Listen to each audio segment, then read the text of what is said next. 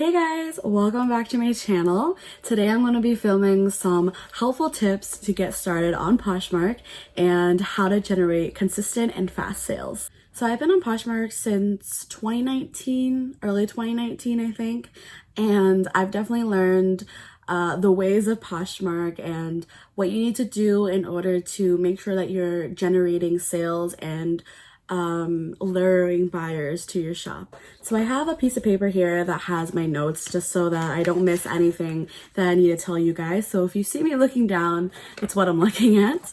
So my first piece of advice for anyone just starting on Poshmark is list.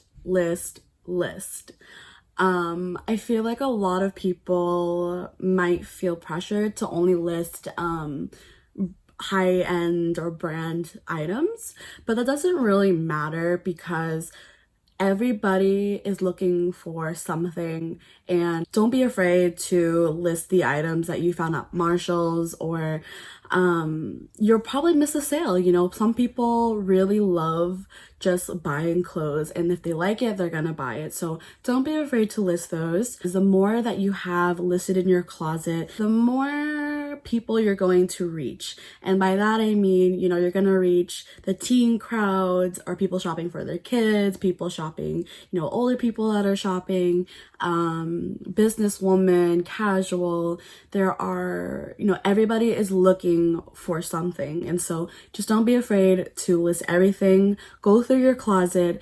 That is your first inventory that you need to go to. So my second piece of advice is sharing. Now on Poshmark, there is a share button, and basically what that does is it allows you to keep your item on top of like the search bar in a way. At least from what I know, is that when you share in that category that your item is listed, say it's American Eagle, I'm sharing my American Eagle blouse, I have to keep sharing that blouse like multiple times a day. And that's because when other people are listing items in American Eagle blouse as keywords, that category, my shirt, is being pushed down further into the abyss.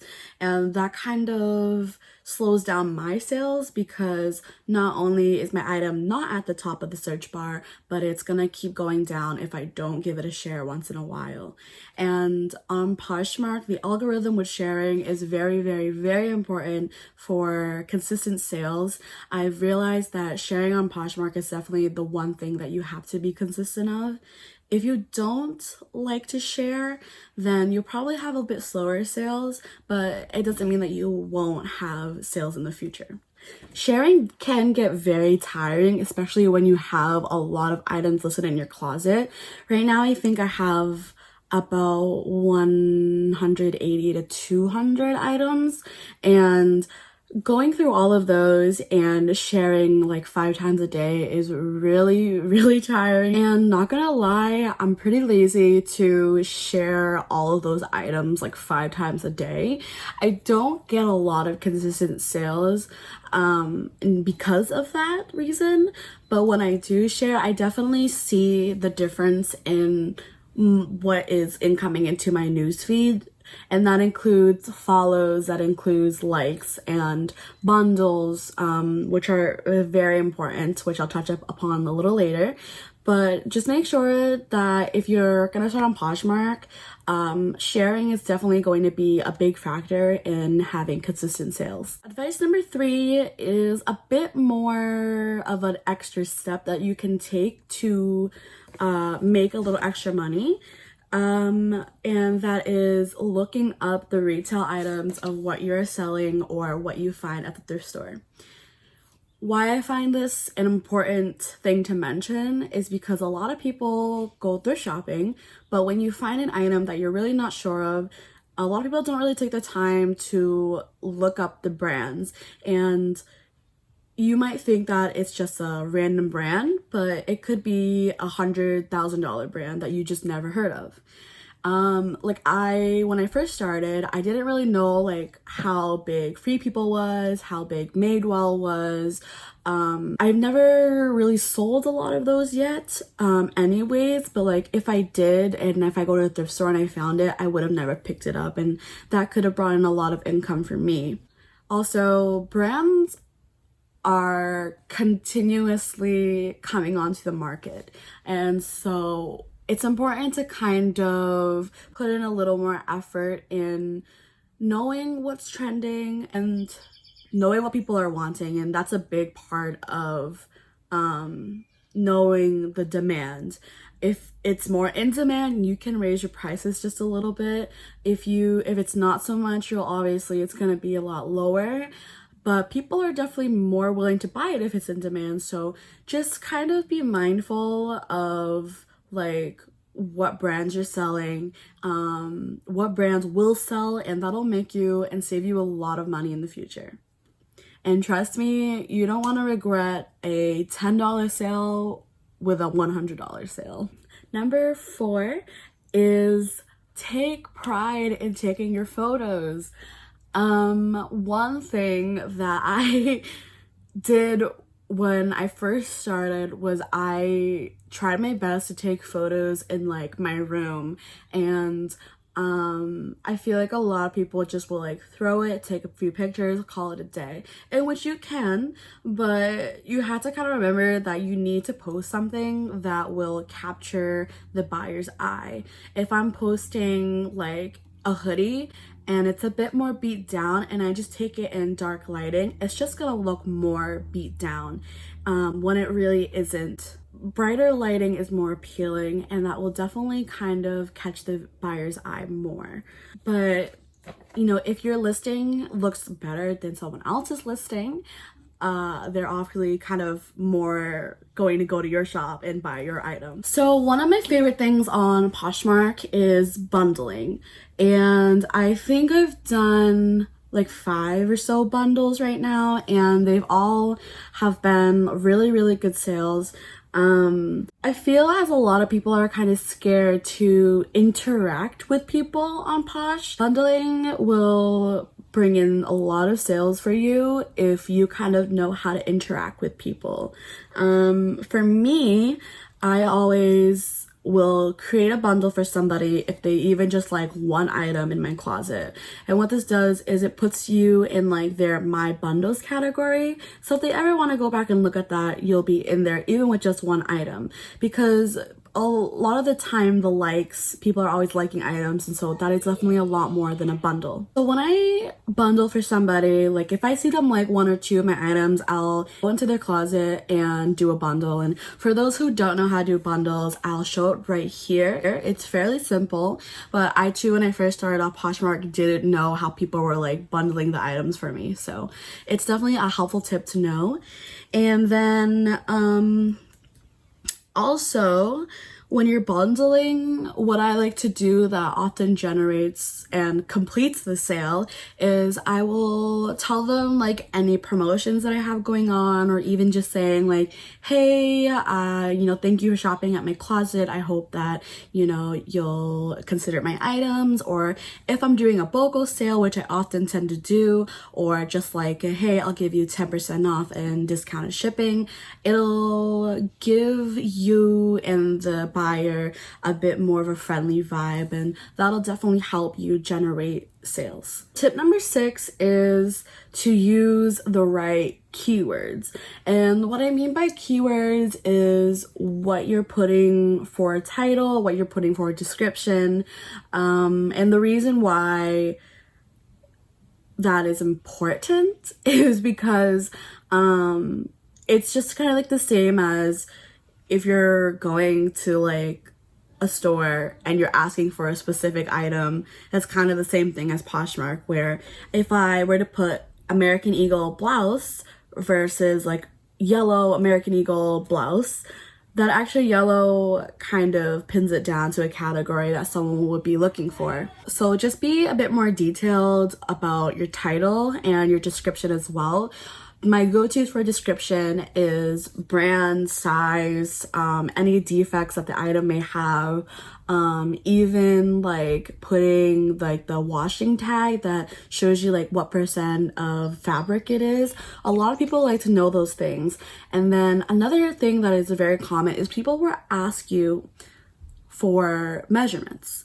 And if you have a measuring tape, just simply place it down on the item, and you'll save time and effort to going back into your inventory and doing that later on. For me, I just wait till someone asks for them and then I will do it. Because my inventory is a bit smaller, I don't mind. But definitely if you have already a bigger inventory that you want to sell, it definitely would be helpful to do that on a few of your items. And using the right keywords will also help spread your item into different categories.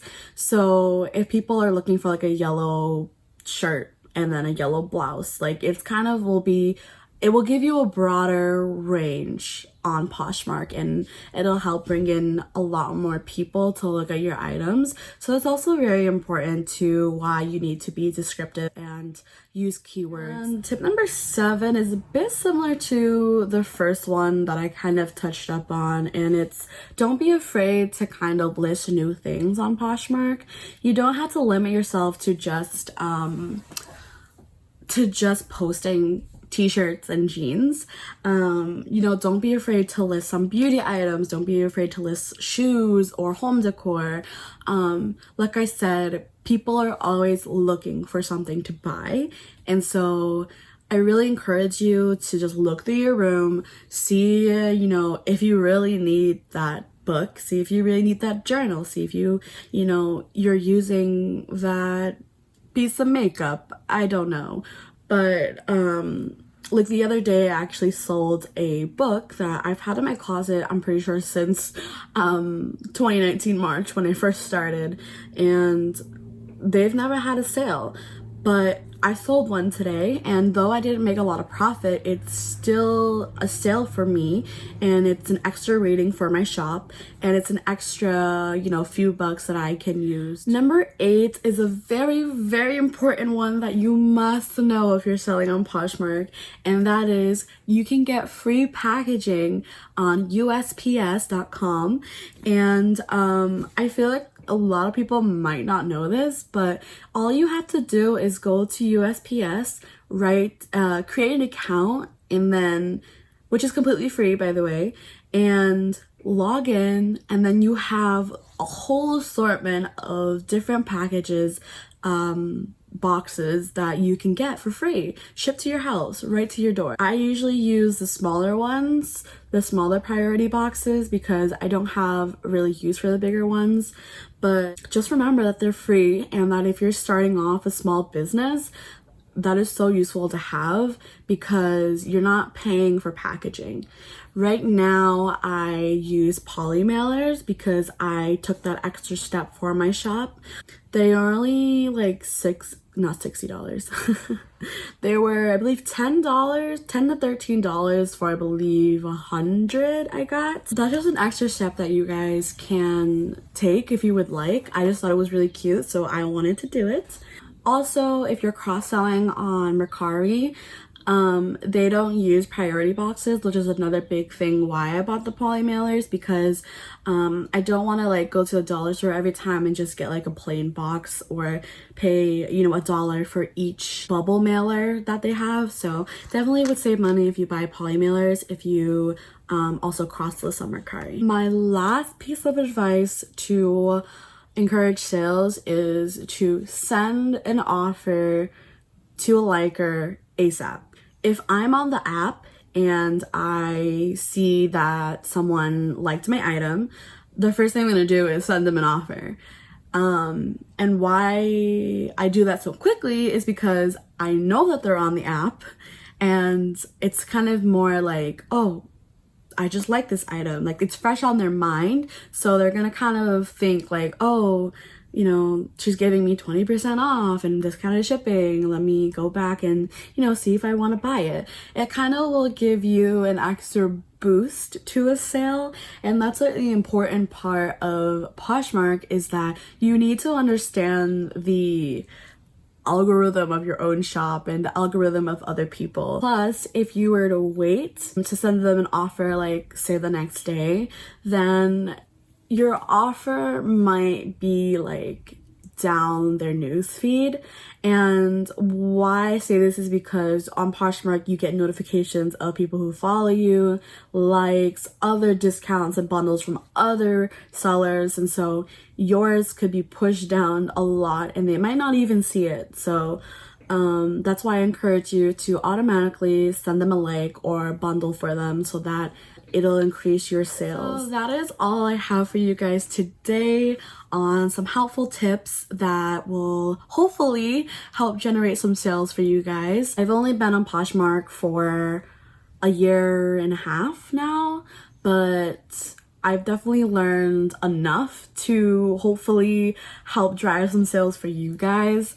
Poshmark is definitely a hit or miss a lot of the times as well. And right now during quarantine is often slow season for sales. I've often heard that sales are quite slow right now. But if you just kind of keep on top of things as well, it'll definitely just help you, increase your sales. So be patient. It's very important to just be patient and just remember that there are so many other sellers as well, and wait for your chance to come. But thank you guys so much for watching. I hope that you guys will try out some tips here and let me know how they work. Come back and let me know how they work, if they work for you or if they don't. I plan on making a lot more videos like this, so stay tuned for that. Thank you guys so much for watching and I'll see you guys next time.